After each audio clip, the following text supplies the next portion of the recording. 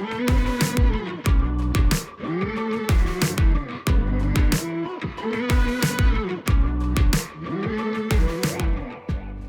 listening to the Decidedly podcast with Sanger Smith and Sean Smith. Our mission is to help business owners like you defeat bad decision-making so you can improve your health, wealth, and relationships. We do this by digging deep into the stories and expertise of our guests and distilling their knowledge into actionable wisdom for you to carry into your life and business. If you're new to the show, welcome. Be sure to hit the subscribe button so you won't miss out on any of our weekly episodes. If you prefer to watch this week's episode, head on over to YouTube for the full video. Now, let's get into this week's episode and defeat bad decision-making in your life and business.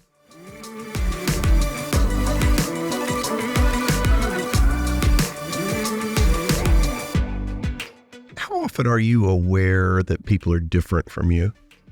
Well, other than every day? Yeah. I mean, you go through life and you have your own perspective. And do you become conscious that people are taking a different viewpoint than you? Of course. Yeah. Anytime I go to a financial advisor conference. So what do you mean?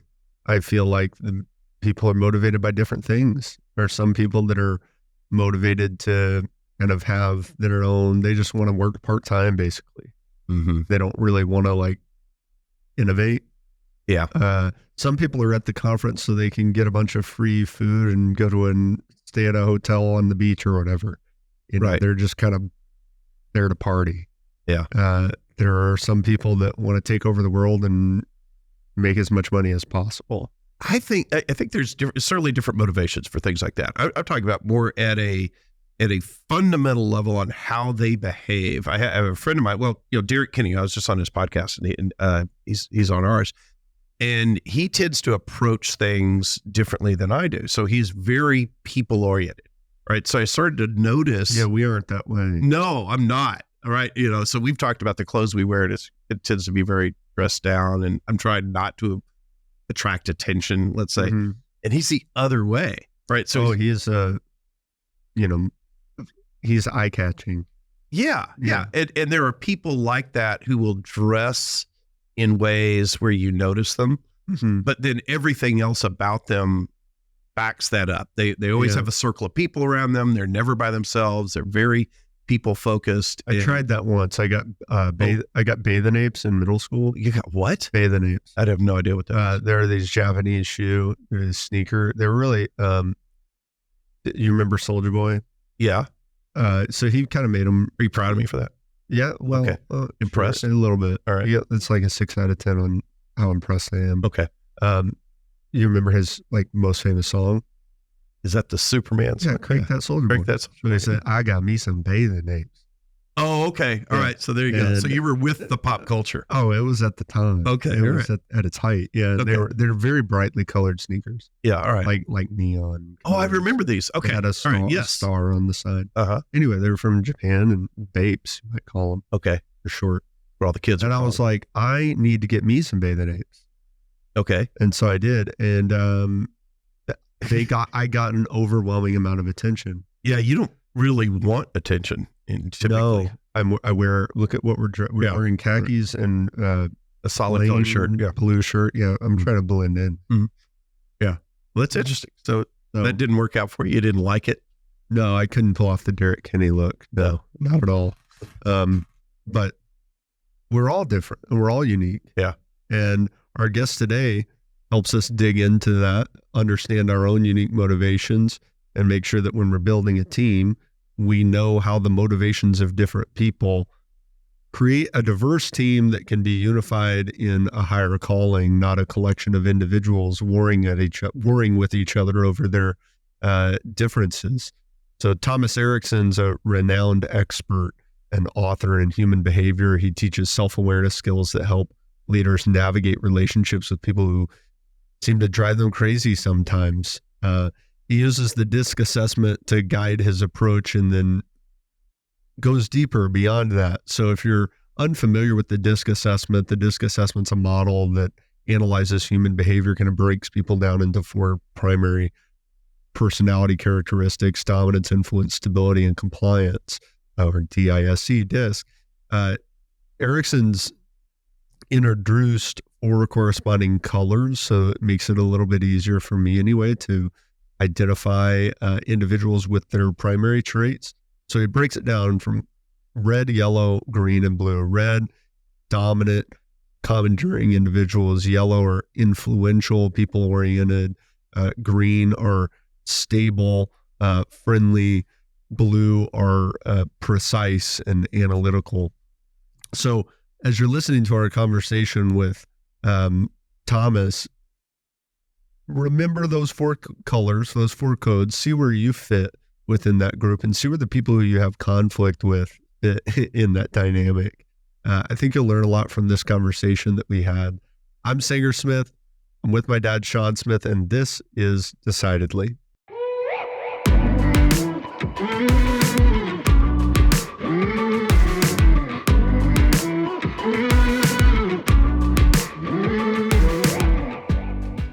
Thomas, when I first saw the title of your book, I thought our producer had written an autobiography. Oh, that Morgan was surrounded by idiots, and we were the idiots. I thought she was lashing out. Well, the thing is, we are all the idiot in somebody's story, right? That is the case, I'm afraid. Exactly. It's been hard to come to grips with that now that I've learned that concept from you. I think a lot of people see this and they're like, yes, finally Thomas understands that everybody in my life just can't get it together. And it's, we're equally frustrated and the source of someone else's frustration. Yeah, it is a tough pill to swallow when you read a book that you think is talking about how all the other people are idiots, and then you realize it's talking about how you are the other people to somebody. So I'm in recovery emotionally. Yeah, I see. There's an interesting thing actually. What I have discovered throughout my 25-something years working with the concept in the book, that is indeed the case that some people actually are surrounded by more idiots than others. It's not an equal thing, really. Some people are indeed in trouble, and so I'm sort of forcing the book onto those people and see if I can make them read it. Who's more likely to be surrounded by more idiots than others? Well, impatient people, because everybody's too slow.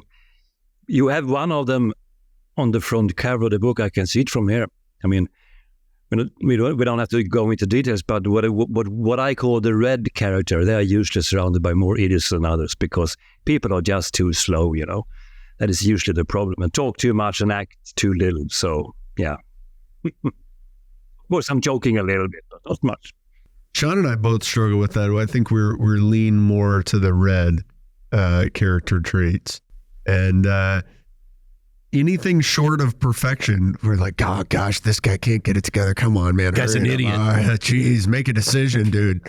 And shockingly, other people aren't like that. It is off-putting. I remember being out to dinner with a friend of mine, Steve, and the waiter was just so slow and, forgetting our order and this and that and the other thing. And I was like really trying to keep it to myself, but I guess I wasn't. And he goes, hey man, you're kind of ruining the night for everyone else. Like, just chill out. I was like, oh, I'm sorry, man. Man, that was right to the heart. I thought we were all commiserating because this person was bad at their job, but no. Everybody else was capable of having a good night regardless, except me. Interesting. I'm going to take notes, I can tell, because that's a good story. I think I'm going to write it down. All right. I'm collecting good stories, good observations from the real world. So what happened early in your life that led you to become interested in studying human behavior? Well, it actually started in my managing career. I took on my first... Well, I would say my first managing position at the age of 24. I was really smart at the time. I knew everything. Turns out after 6-8 months, perhaps, that I don't know anything. Everything people came to me with, and I said, well, fix it. And they said, well, how about this? Well, fix it. Well, how about that? Well, fix it. And they usually started to say, you don't know anything, do you? And I said, well, I know a lot. I'm here. I'm managing, but you don't know anything. And I said, well, what do you mean? Well, you can't help us. You're here to help me. It's more of a sort of a strange conundrum there. And And I actually went to my boss's boss 2 levels up and said, this isn't working. You better take me out of this equation because I figured out I actually don't know what I'm doing. And he said, his response was, you better stay put, Sonny, because your boss is even worse than you. He's not even here. So after about 1 year, I managed to get myself out of there. And when you sit around a coffee table, that your last day, you have some cake, they hand you some presents and they wish you best of luck on your future career. They didn't give me anything. I gave them a plant basically and said, I'm sorry. I messed it up. I totally messed it up. And then the HR department called me up. This was in a big bank. I'm an ex-banker. So they called me up and said, would you fancy a personality test? And I said, sure. I'm a willing learner. Of course I want to do that. So I filled in a questionnaire and I got a report, 24 pages, if I recall correctly. It was a horrible read because it showed me the truth about me. And I said, is this what people see when I present myself to them? And they say, would you like to talk about it? And I said, I better do that. That's where it actually started. Let's say I was 25 by the time. As you can see, that's many years ago. But I'm still, an avid, constant learner when it comes to behaviors and when it comes to learning things about me. I'm studying myself still 30 years later, and still I'm discovering things I didn't know. Wow, that's an interesting reaction. Well, how come? I think it's fascinating. I think self-awareness is maybe possibly the best way to go about when it comes to dealing with anyone, anywhere, I would say. Yeah, self-awareness is it's crucial for growth. I can't be a good leader if I don't know what my weaknesses are and I don't know how I'm going to show up on my worst day. A lot of times, something that someone told me a long time ago is we judge other people by their actions and we judge ourselves by our intentions. And that's a real impediment to self-awareness is, I'm doing my best, but this guy, he just missed the mark. His report's not on time. That's because he doesn't care. My report's not on time because I was trying to make it perfect. I had a reason to mess it up. It's the same thing. We all use ourselves as some sort of let's say, blueprint, some sort of role model. This is the way to do it. And they were impatient, those idiots. They should just have waited for the perfection to just occur, So we all have excuses. People usually make excuses. I did that too. It took me, I think I was in my 40s before I started to really take responsibility for my own actions because it was just too painful, to look at yourself. You messed up. You have to, clean up now.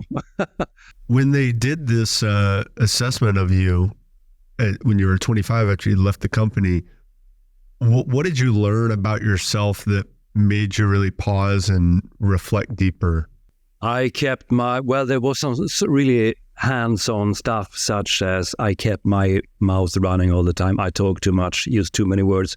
I'm still one of these super impatient people that is quite annoying to the people surrounding me. I know that for a fact. I am very impatient, too impatient. But at the same time, I am also a perfectionist. It's a struggle for me because I like to push the accelerator and the brakes at the same time. It doesn't work. Everything's got to be done yesterday in perfect shape, which is obviously completely, I hear what it sounds like. It sounds really silly. I understand that. But still, I wanted things to be really good, really fast. And that's just impossible. And just by trying to make everybody do it like that, that really, it didn't work at all. And it didn't work for me. The stress was enormous. I had super high levels of stress for decades, I would say. But I learned to calm myself down. And now I'm not patient, no, but I can keep myself calm. It's actually two different things, right? Keeping myself calm, that's an action. Being impatient is a personality trait. So I'm dealing with my impatience by keeping myself calm. Just keep it cool. And it works pretty much, I would say. Okay. Getting to that, kind of like what you were talking about a second, getting to that point of self-awareness, I think is key. And when we look at having that perspective that the things that annoy us in other people they have that same perspective. They're looking at us and not trying to emulate us more. They're not saying, boy, I wish I was like him. They're as annoyed by me as I am by them. How did you land on this particular approach to personality segmentation or identification of the basic types? Can you kind of walk through as background what that assessment is and how the different categories are identified? I can do it really quick because it's easy to get, deep into details here. But in general speaking, I mean, it's the old disc theory wrapped in colors: red, yellow, green, and blue. You have sort of a 2x2 matrix. You have extroversion versus introversion. You have task orientation versus people orientation, let's say. So you get sort of 4 boxes, but they are just the basics. It's like baking a cake. You need to understand the basic ingredients. So you have the red factor who is extrovert and task oriented. Then you have the yellow factor who is extroverted but people oriented. And then you have the green factor who is people oriented but introvert. And then finally the blue factor who is introvert and task oriented. But these are just the basic. People say you can't deal the whole society into 4 categories. Of course not. You can do it in probably 25,000 categories, subcategories. But these are the basics. You can be both red and blue at the same time, like myself. I don't recommend it, but you can. You can also try to be yellow and blue at the same time, which is even worse. That's really hard to wrap your head around. You don't know yourself very well until you understand why that is. But you can use this as sort of a framework to understand the basic when it comes to human behavior. I mean, if you meet somebody who is constantly interrupting, very, very keen on getting his things said and so on, and you have somebody who never opens his mouth at all, like you're running a business, you're out there selling, just understanding the basics. Some people want you to say yes to the cup of coffee. Some people will never offer you a cup of coffee because you're not here to drink coffee, right? You're here to steal their time, so, do it the best way you can, fastest way you can. Just by understanding these basics. Some people need to get asked, how was your weekend? Where are you going for a vacation? And if you don't do it in some circumstances, you're going to mess it up. And if you do it in another context, you're going to mess it up. But just understanding the basics will help you so much. You will get so far down the road, and you will, I would say, solve maybe 80-85% of all the communication issues that you have. But again, you have to start being true to yourself and understand who you are. Should you speed up or should you slow down? Depends on who you are. If I'm building out a team, do you find that it is more optimal to surround myself with people like me that we will reduce conflict, or to put people in that sort of complement or are very different from myself? That is, of course, the right question, Sean. I would say, generally speaking, diversity is good. It's great if you have different kind of perspectives, if you have extroverts and introverts, if you have people who are task-oriented and people who are, the people's people, let's say. It gives you a broader perspective when it comes to problem solving, much more interesting inputs from different points of view and so on. That is very, very useful. What you do also need in that case is a leader of the team that can deal with all these differences. Because if the leader is only, let's say, tilted to one side, he or she will sort of understand his buddies who is like him or her, but he will not understand the ones on the other side of the fence. So you need someone who is kind of, let's say, who have a broad perspective himself, quite flexible. If you have flexibility in the leadership, you can probably deal with it. It would absolutely be the best team, I would say. But that is when it comes to behaviors. That is what you can see on the surface. Beneath the surface, you have also drivers, motivators, and you can't see those. You can feel them, you can sense them if you talk for quite some time with an individual, because there are different let's say, workplace motivators. Some people are there to learn new stuff. They are theoretical ones. Some people are there for some practical, economical reason. Some people are there for they have a social driver. They're allowed to help people. Some people are traditional and so on and so forth. And here you should have people with let's say, with the same driver, because that means they are here for the same reason. There's just one exception. There is a driver called individualistic driver, which is the strive for power. And if you have too many of those in the team, well, you can figure the rest out yourself.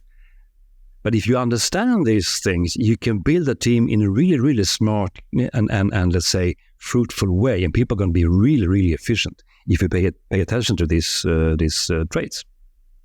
Do you find that a lot of those drivers will group around the same type of personality characteristic? In other words, are reds? No correlation.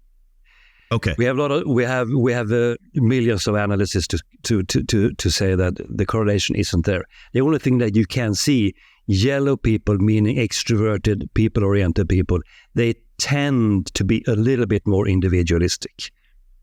It's a thin correlation, but you can measure it. But otherwise, no connection whatsoever. So that's something that you need to. That's why the recruitment process has to be quite good also, because you need to ask people specific questions to understand this. Well, what type of questions would you ask to ascertain what internal drivers there are? Because it seems like that is a critical element to team cohesion. Right? So how do you get to that determination of what the drivers are? Well, you need to know what you're looking for. You need to know why are you applying for this certain position. I mean, there's a difference between the States and Sweden, obviously. But in Sweden, it's actually not okay to talk about money, let's say. You can't say here, well, I'm here for the money. I'm going to make a lot of money. We understand people like money. We like money, but it's not okay in our society to talk about it. I think you're much better at actually saying, if you do this, I'm going to give you a huge bonus. You have to work hard I don't know, but we will pay you beautifully if you put in the hours. Here it's more like, it's a lovely office. I like the team. I like the purpose of the company. So we're a bit, softer on that perspective. But if you understand why are you applying for this job? If you're in the health industry, are you here to learn new things? Are you here to help people? If you want to become, a nurse or a doctor or whatever. If you're an entrepreneur, why are you doing this? Why didn't you just take any job? Why driving your own business? You have to work so hard. It's a risky business. You can't sleep at night. You're responsible for everything and everyone all the time. Why did you do it, right? You know why you run your business, but your employees, they don't own the business. Why would they join you in your team? They have a different reason for this. Yeah. I think you should just ask straightforward questions. Why are you here? We can often be wrong with the assumption. I think from a business owner's perspective, if I'm hiring someone, like I want the dream ideal candidate to be purely motivated by the mission of my company. Like they've just been sitting around waiting their whole life to find a company that is aiming to They just want to help you be successful. They want to help me enact the mission that I've set out upon with this company. And they've just lucked into finding a company that's exactly done this and pursued this. And they never thought to pursue this specific mission on their own yet. They don't even need the money. But they bear, yeah, that's what I want, right? But that's not real. Everybody isn't driven by money. That is absolutely the case. Some people are, some people are not. So that everybody is not motivated by money. Yeah, sure. Some people are, some people are not. Absolutely. And I've seen so many business owners make the mistake of assuming, because maybe that business owner himself is very motivated by money, even if it's not his primary motivation. He's motivated by money. And so he assumes the only way that he can reward his team is to pay them more. And he ends up giving them something that they weren't looking for, rewarding them in a way that's not motivating for him, costing himself something that mattered a lot to him. And he got no extra utility, no motivation, nothing changed with that employee. They just keep doing the same job, and now they're getting more money to do it. When really what they wanted was more flexibility or more purpose in their work, recognition, or whatever it is, more autonomy within their role. There's so many things. I was at a conference in Colorado Springs. John and I were both there. I was having dinner one night, And there was this guy next to me. He was not the owner of his firm. He was an employee. And so he starts talking to me, asking a lot of questions. He's like, oh, so like when you did this, like, you know, what should you be thinking about when you're going independent? I'm like, why are you asking all these questions? He goes, well, I want to go independent too. Like, I want to start my own deal. And I go, oh, okay. And he said, like, he's asking me for tips. And the whole time I'm assuming that what he valued most was being able to be independent and autonomous and the things that motivated me. And so I'm giving him advice based on that. And I can see he's like pushing back. And in the conversation, I'm thinking to myself, I'm like, I'm where you will say you want to be, and you're asking me for advice and you're disagreeing with my advice. Like, shut up, you know, like listen to what I have to say. And then so finally I go, well, okay, dude, I mean, like, why do you want to be independent, right? You want to be independent so you can make the decisions. And he goes, no, I want to be independent so I can make more money. I was like, this is probably not the route for you. Embarking upon this journey of entrepreneurship purely for the money, you ought to stay an employee, man. Sure. I mean, and you can't judge people by what they are driven by, because that comes from, you know, their family, or it comes from their upbringing or their attitude or opinions. It could be anything. It could change, though, behaviors, as in, you know, dominant behavior or influential behavior or so on. Those usually do not change, but the drivers can change. The motivators can change. If you win the lottery, then you're home free. You don't need more money. Then you can go out, you know, painting or you know, traveling the world or something. It doesn't mean anything. You don't need another million, let's say. So they can change, but it's complicated because, interestingly enough, I mean, as you said, Sean, you talk about recruiting. How will you tell who is who and who are you bringing on board? But the thing is, according to my experiences, and you can correct me if you don't agree, but most people don't know why they are here, actually. They don't even know their own motivation. They don't understand, well, I need a job, I need to pay my bills and so on. But that's not a good answer. I'm not going to go all Simon Sinek over you here. But if we don't understand why we are here, we are doomed, really. We will mess it up. I have made many mistakes in my own life. I went in my own, I'm an entrepreneur myself. I started my own business, let's see, 1999 with a couple of other dudes. And since 2007, it's just me. Well, family, actually, my wife and two of the sons, and my daughter is working here as well. And also other people. But of course, we are sort of ruling the organization. That is the case. But it took me some time to understand that independence for me was really important. I didn't understand that. Autonomy, yeah, well, I've heard about it, but, you know, also routine work and taking orders, not having to take responsibility was kind of comfortable when I was younger, but I didn't understand. It took me several years to figure it out. And it was also actually a little bit, I would say, it was a bit of a coincidence that I found out, actually. I've done a lot of things, and then I started to write books because of my own need for, let's say, some sort of creativity work, which helped me in my banking career, actually, which sounds really strange. But when I learned that I need to be creative at the same time as being practical and economical, because I am partly driven by money myself, not only money, but if it's not, if the business isn't prosperous, then it's too big of a risk. You need to feel safe, you know. But the thing is, when I started writing books, I sort of balanced my inner self in a way. It sounds a bit weird, this, I understand that. But when I did this on my spare time, at nights, really, when I was traveling, writing actually crime novels, that's where I started. I felt much better also in the bank office, which has nothing to do with each other, but me as an individual. Thomas felt much better about himself. So by understanding my own needs, my own motivational factors, it can really make the difference. And it has taken me on a whole different journey now. So, you know, who knows what life will bring you if you don't try it. How challenging is that to work with family, considering a lot of our drivers, I imagine, come unknowingly from our family. If I think about my parents, my dad here he's clearly a red. He is, very commanding. He wants to win. He had this joke when I was a child where anytime I would come home from soccer practice, a football game, a theater audition, it doesn't matter, he would say, "Did you win?"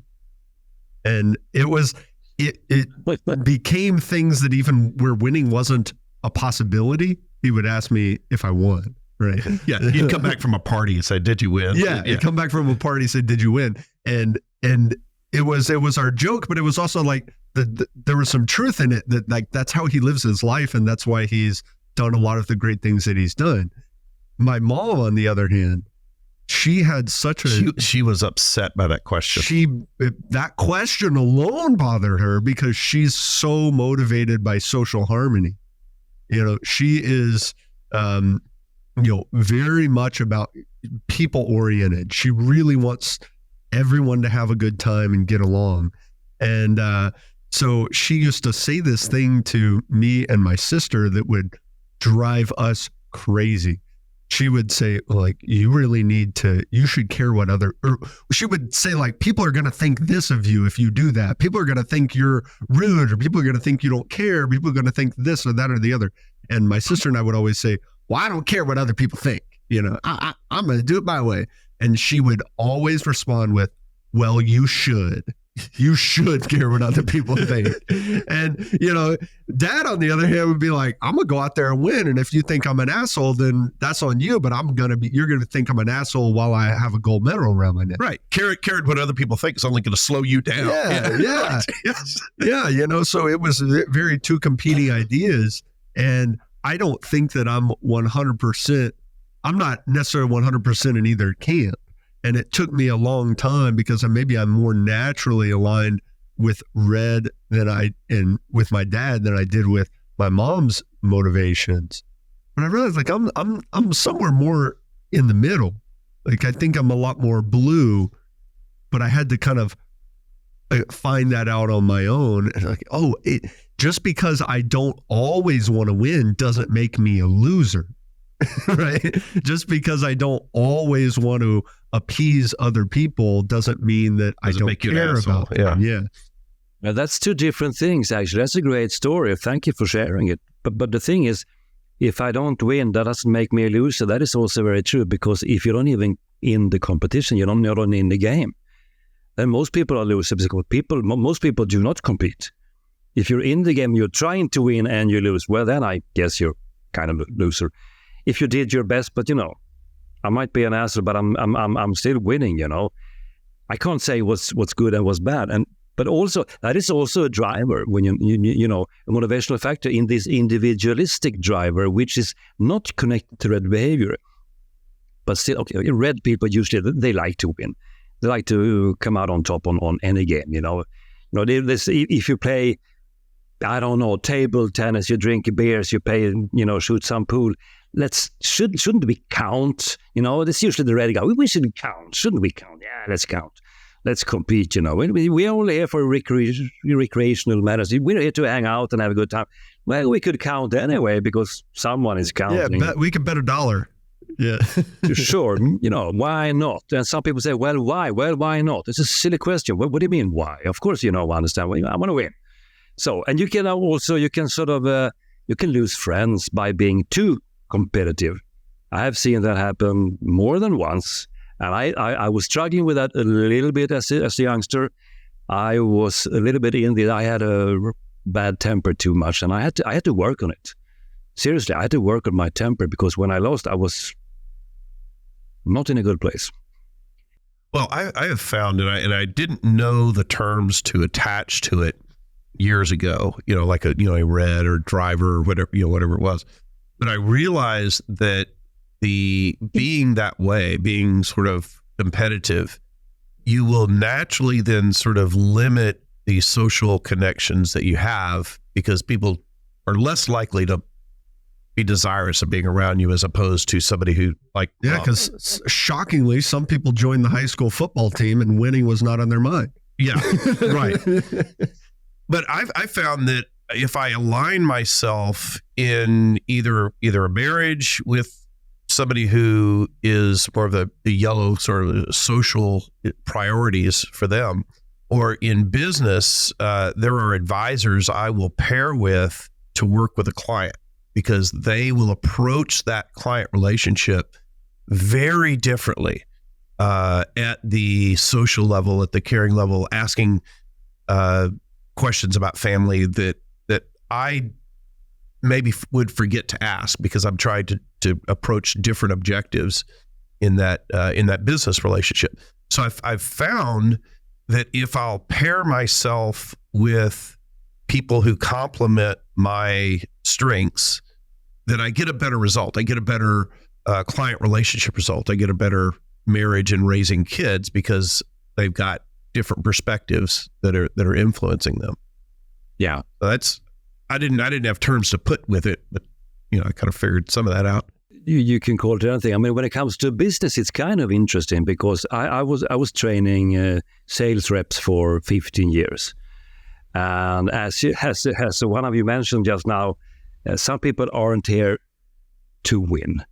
Really, you're not on the team to win. You're here to hang out and meet your best buddies and so on and so forth. But some people are there to win. When it comes to business, this is a sort of a weirdness in the attitude. You have these salespeople, you have to win. You have to win the game. You have to take the biggest contracts and beat the competitors. You have to blah, blah, blah. You have to.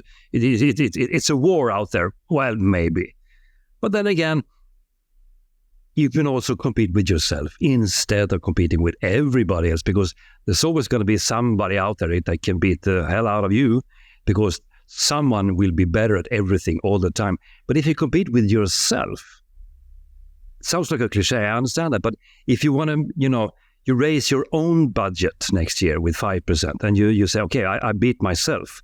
So now I am actually developing. You can use your competitive, let's say, drive, let's call it, in a more constructive manner, I would say.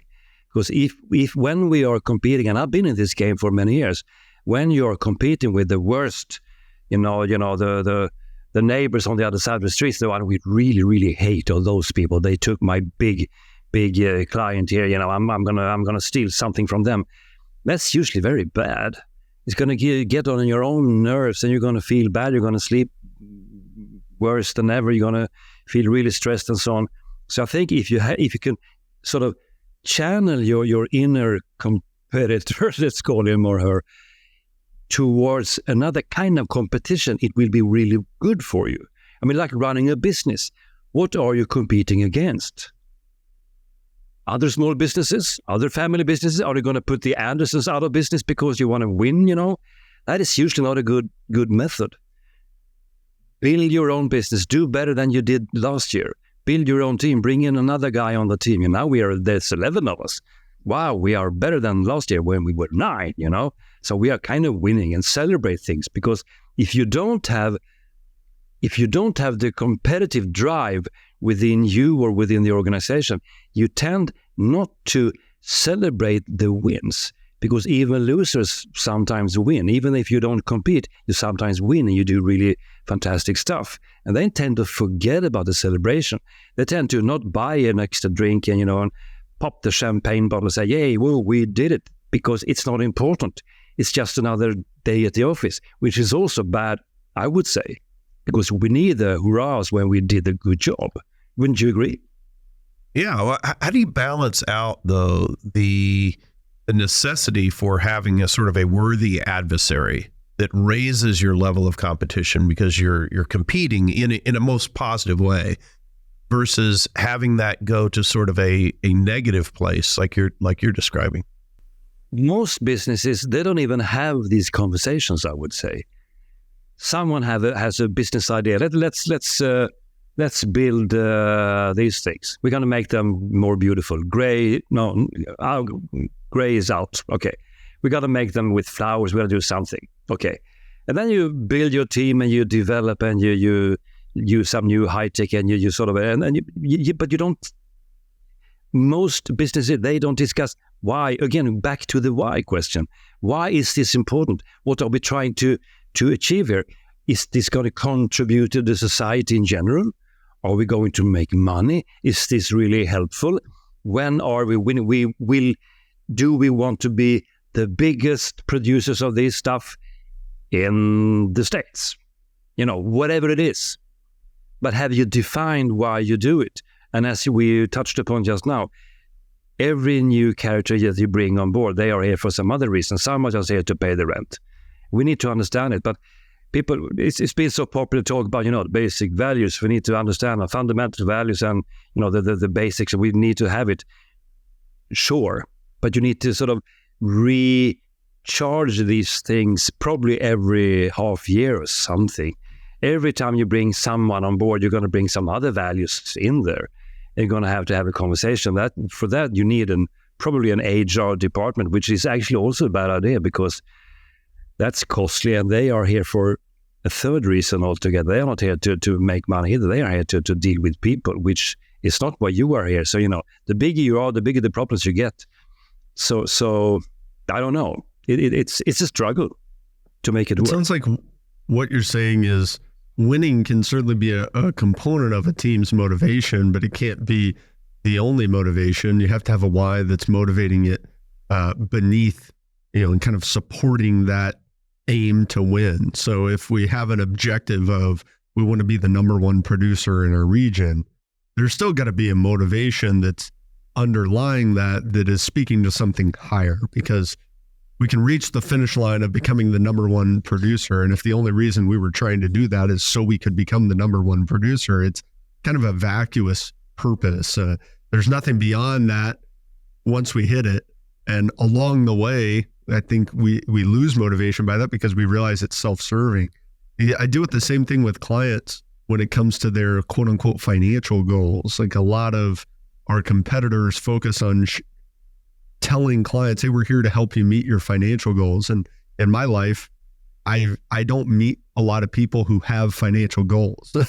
And in the case that I do meet people that have financial goals, they are goals that are related to something that is bigger than a goal, some motivation that they have that's beyond the goal itself.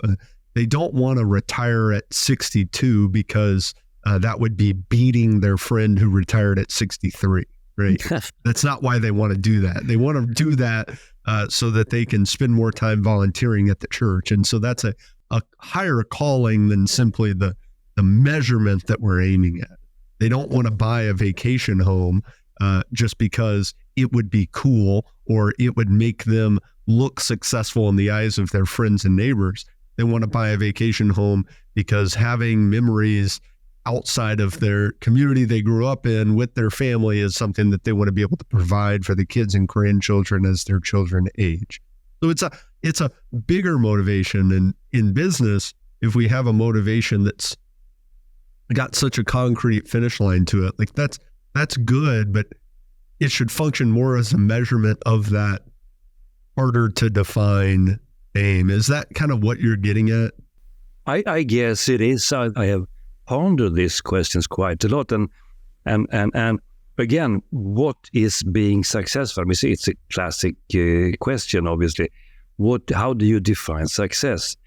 And again, it could be money, it could be a good night's sleep, it could be having enough in the bank so I don't have to worry about anything, leaving something behind. It could be, helping the community. It could be solving conflicts. It could be making other people successful. It could be, I guess, 1,000 things, I guess.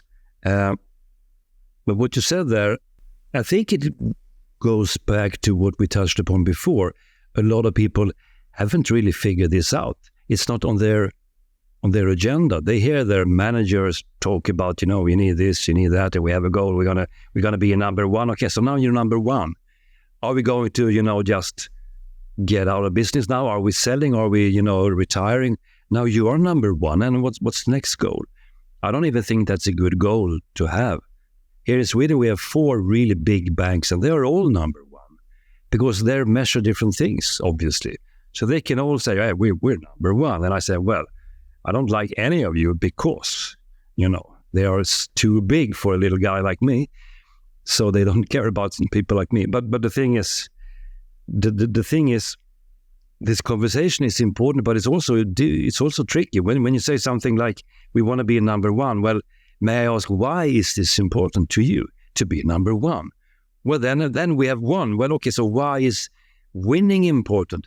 Well, it makes me someone. Okay, so what kind of person would you like to be, and for whom is this important? And is this, as you just mentioned, is this in everybody else's perception that now you are something really cool to, now you are a role model? Yeah, I want to be a role model. Okay, so why is that important? When you ask the why question, which is actually not a good question, because when you ask why, it's a bit challenging, and people sort of get a bit defensive when you phrase it, starting the sentence with the word why. Why did you do it? Why didn't you do it? So you have to be a little bit smarter to move around in this conversation a little bit. That would be my recommendation. The why question can be quite negative. But the thing is, when you boil it down, you will usually find the answer to be about, well, to feel good, to just be satisfied. That's the main goal. That is my goal, to feel okay, to feel good, to feel calm, to feel inner peace or something. That's it. Yeah, I think that's interesting. There are a lot of ways we get there. That's sort of one of the deep-seated motivations. And I remember I was working with one of a coaching client years ago on their annual business plan, and they had never done that before. And I said, so, you've got to put some objectives in here. And I started giving him some examples.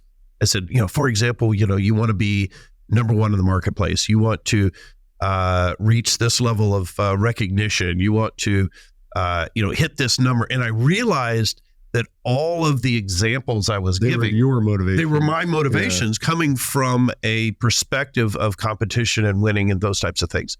And there was somebody sitting next to them that said, well, what about if we just wanted to be the best place to work, right? And they were a very people-oriented person. That's a great motivation. Right. And, somebody else said, well, what about, if we were just, our clients loved us. And I started seeing that there were all these different places people can come from.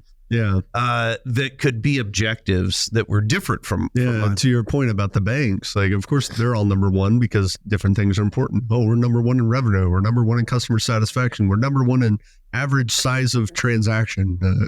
Right. Yeah. We can always go. They're really looking for the right number. Yeah. Yeah. Have you heard the story about the Mexican fisherman? Have you heard that one? But it's a good story. Okay. Mexican fishermen stand there with fishing in the ocean, and as the story goes, an American businessman, possibly a banker, says, "Okay, so what are you doing?" "Well, I'm standing here fishing." "Okay, so how do you know when you have enough fish?" "Well, when I can feed my family." "Okay, so then what do you do after you have been fishing?" "Well, then I go to the bar and hang out with my friends, have a couple of beers, and take a siesta." "Okay, fine.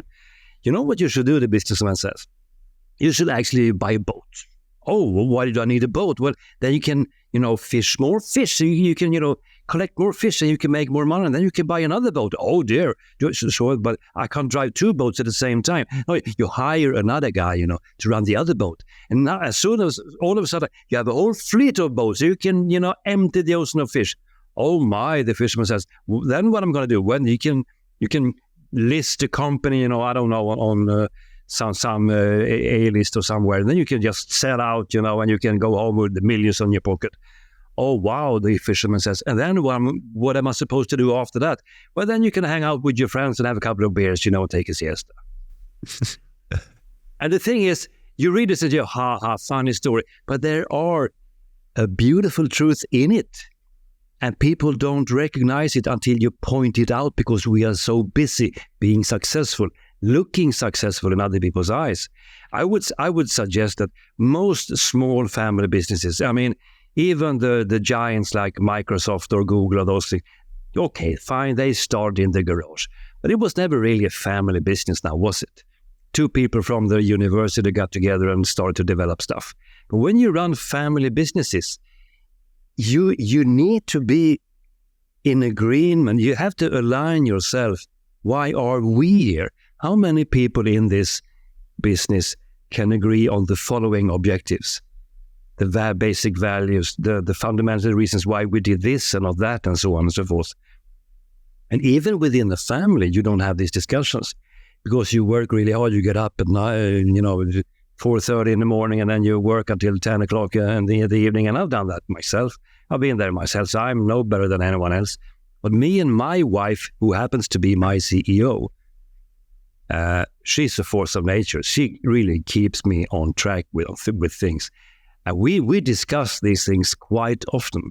And we say, okay, is this a good deal? Should we do this? Should we do that? I mean, she's also an author, a writer. So we have different kinds of projects, and I'm working with online courses, and I'm giving lectures and developing new concepts, and then write another book. And she asked me, well, what book is on the list? Which one should you write? I'm considering this one. Maybe that one. Don't write about these topics. Boring, Yeah, but people ask, well, it doesn't matter. This is better business, And I said, well, we have to find a balance because I like these topics, So, but we discuss it. So, what's going to be the outcome? What's going to happen if you publish that kind of book? If you start another business, if you try to create your own analysis assessment tools, let's say, well, why would you do that? I want to have an app, I say. And she said, why would you want to have an app? Too much work, very, very risky business. You don't know if you get the money back. I said, well, it would be fun to have an app with my name on it. But we talk about these things all the time. With the youngsters also. Well, they're not teenagers anymore, but still. So we tried to keep them on board with why is this important? But as soon as I ask one of the employees, we're back to the other question. They just look at me with sometimes a bit emptiness in their eyes, I guess, and they keep saying, "Yeah, well, I'm leaving at 5 o'clock." What is this? Can't you see the beauty? Yeah, well, good for you. It's like the story. Can you see the little lake down there, and you see the sun coming down there? And wouldn't that be a perfect place for a lovely big summer mansion? I'm going to build me one of those based on your work, And that's what some of them actually see. And this is tricky, but you have to keep the conversation going still, even though it's tricky. It's so challenging for family businesses because the challenge for getting a team unified in a mission is a lot of times we don't have clear conversations about it because we think so much of it has already been said. I see business owners who they may have a cursory conversation about their values and their mission statement, and they set it on the table and they don't talk about it with their team for 6 months. Hey, so your team's all on the same page? Yeah, we talked about it. Well, you talked about it in the past a while ago and you've never had the conversation again. You've never asked this person what their motivation is.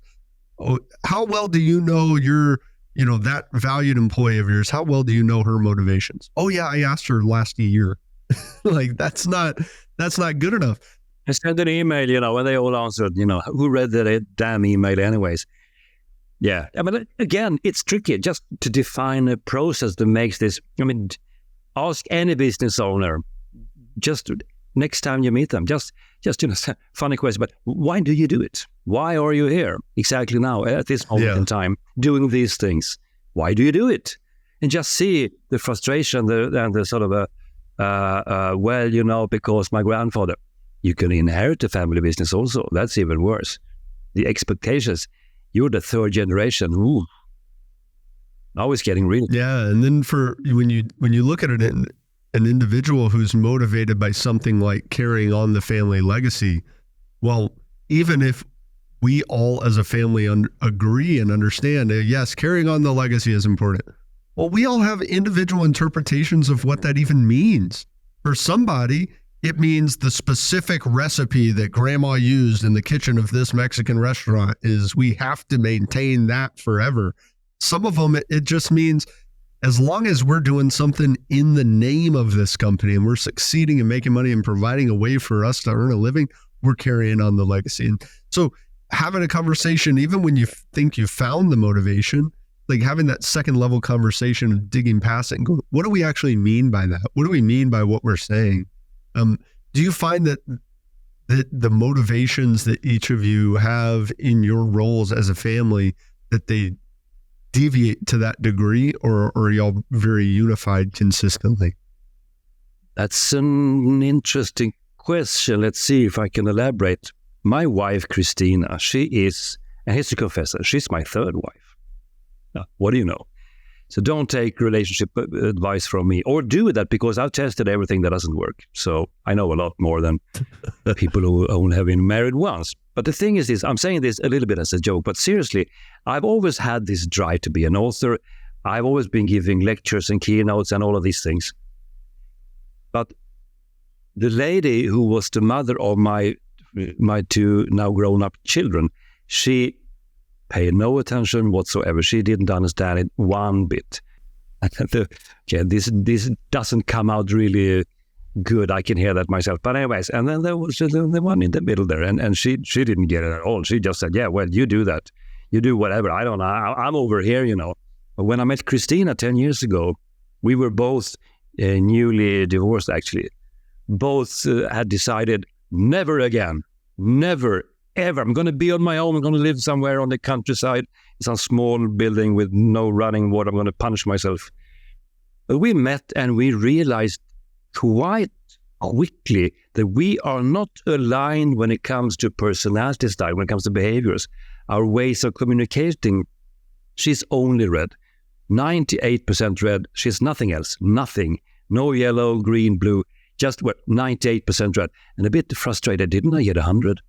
That's really stupid. Let's just see the test. I'm going to have to do it again. Because red's obviously the best, right? Yeah, clearly. Red's I'm at 98. What kind of sucker test is there? I'm going to get 100. Can I get 102? I said, you can't get 102%, really. But, you know, so she's a bit competitive, I would say. Painfully competitive. But she's a force of nature. I'm not like that anymore. I have red and blue and lots of yellow as well.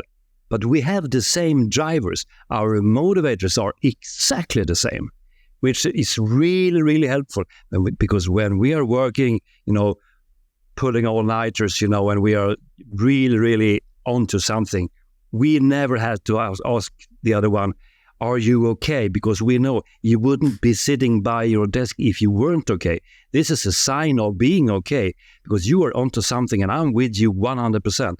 We know why we do, why we travel, why I go to Hong Kong and, you know, I'm off to Australia in August, and then I'm going to Singapore and all of these places. And she said, that's fine. When we're going to Paris, I will come along, she says. I don't have time for those, you know, 15 hours flights, you know, forget about that. But she will keep the office in order because we are here for the same reason. And she wants to start a legacy. She wants to start a legacy. We have no legacy before because we didn't inherit anything. We started literally with 2 empty hands. Well, 4 then, I guess. But she wants to start a legacy. I said, that's a beautiful thing. Let's see how many of the kids we can actually, well, bring on board on this, I guess. And 2 of them is starting to understand, this is actually something. I want to build an empire, you know? And she said, yeah, you do that, but it has to live when you're gone. It has to be there when you're not here anymore. So that drives her to work really, really hard. And I totally respect it and I understand it. And we sort of fiddle with these things. But that really helps us to work really, really hard and to put in all the hours needed and to really, really not give up even when the going gets tough. Of course it does, obviously. All the time it feels like, you know. I would say if you could interview anyone, even within your spouse, your partner, if you could interview her or him by saying, what is the most important for you in life, in business, running a business, being an entrepreneur? Why? Is it just to bring grandmother's recipe out to the rest of the world? That might be a good reason if it's the same reason that you have. But if you are here to make, you know, multi-million-dollar deals, you will find yourself in some sort of a dead end sooner or later, and it's not going to work.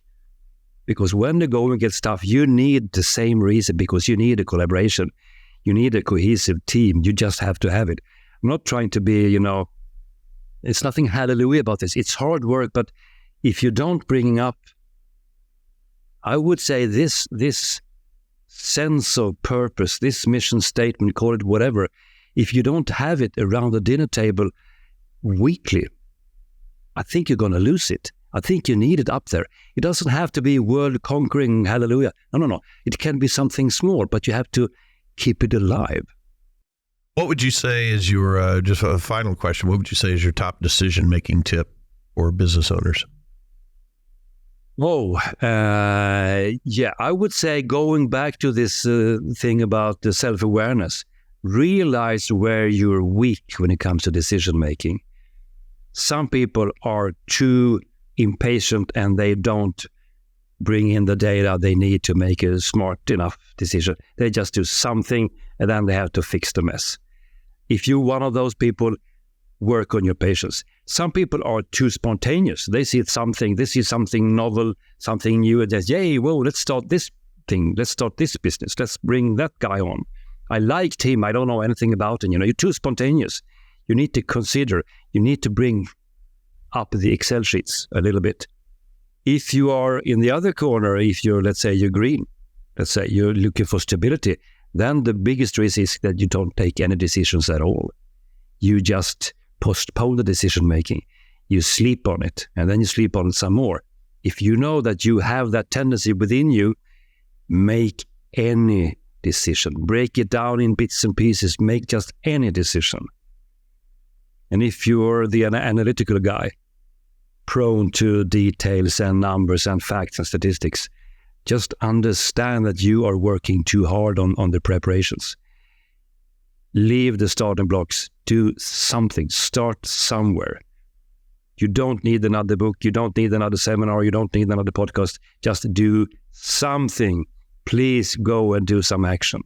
If you understand who you are in this perspective, you could do much better when it comes to decision making. Yeah. But thanks so much for being here. Where can people connect with your work, Thomas? They find me, my website, surroundedbyidiots.com, obviously, and there you can find all my social media. I'm on TikTok these days, writer, Thomas Erikson, or Thomas Erikson Writer.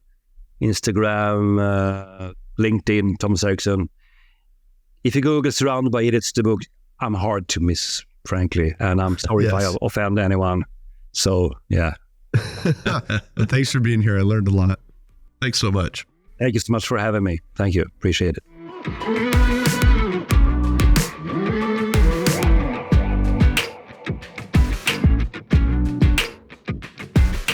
My takeaway is something we've talked about before, but we got a little deeper on it, and that is that when you look at assessing your own strengths, let's say, your own values, those types of things, you're going to have those differences when you're building a team.